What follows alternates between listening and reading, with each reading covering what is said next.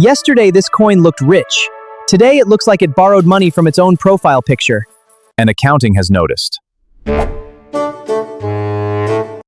impairment loss happens when an asset's recorded value is higher than the amount the business expects to recover from it. So the books need a reality update. Book value is the number written in the accounts. Recoverable value is what the asset can realistically return through use or sale, depending on the accounting rules. Imagine a company records a crypto-related asset at $100,000. Very impressive. The coin has already ordered a tiny yacht.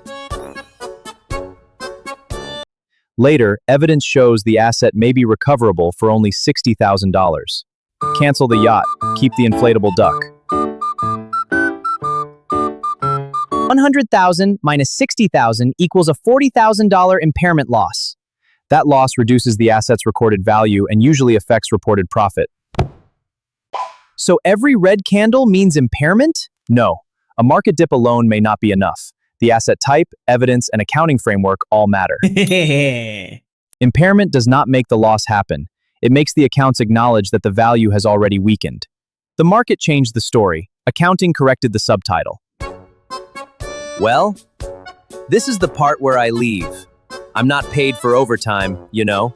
Subscribe and goodbye.